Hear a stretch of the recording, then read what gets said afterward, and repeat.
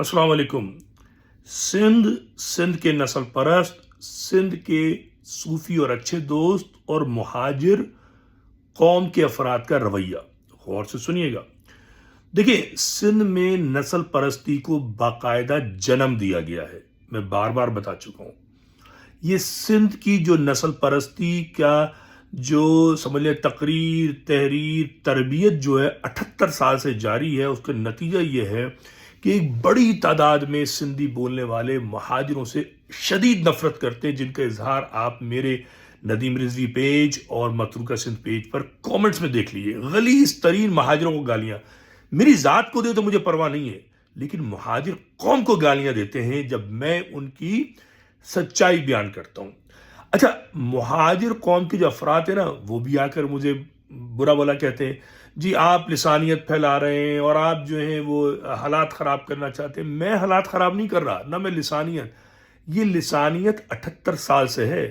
इस लिसानियत को अगर रोकना है तो इस लिसानी जारियत, इस लिसानी नफरत, लिसानी असबियत को आपको रोकना चाहिए। जो आप मकामी हैं, मुहाजिर कौम के अफराद हैं, अगर आप इसको नहीं रोकेंगे ना, देखिए तीन नस्लें गुजर गई हैं, बल्कि कह लें 4 या 5 नस्लें अब जवान हो चुकी हैं कि जो इस नफरत का सामना कर रही हैं।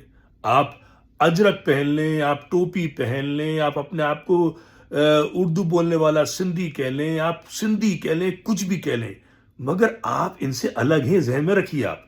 और जब तक आप इस अलग जो आपकी जो हैसियत है वो कौम कहते हैं, तो आप उससे पहले अपने आप को कौम कहें।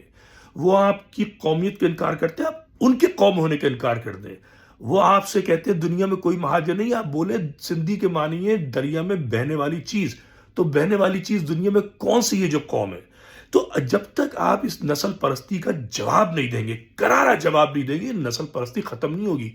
ये एक ऐसे है जैसे क्या कहते हैं, लकड़ी में कोई कील है, वो कील चुपती रहेगी, अब उस कील पे हथौड़ा मारना होगा। क्या मारना होगा? हथौड़ा। अगर आप उस कील को सहलाते रहेंगे, वो चुपती रहेगी, आपको चुभोती रहेगी, जख्मी करती रहेगी। सिंध की नस्ल परस्ती की जो कील है, ये आपको लहू लहान करती रहेगी, 78 साल से कर रही है। इस लहू लहान कील को खत्म करेंगे तो फिर आपके मामला दुरुस्त होंगे। ये सारी महंगाई, जुल्म, सितम, कोटा सिस्टम, कराची की बर्बादी, इस सब के पीछे सिंध की नस्ल परस्ती है। इसको हथौड़े मारिए, जब ये खत्म हो जाएगी, स्मूथ हो जाएगा मामला, फिर हर चीज दुरुस्त हो जाएगी।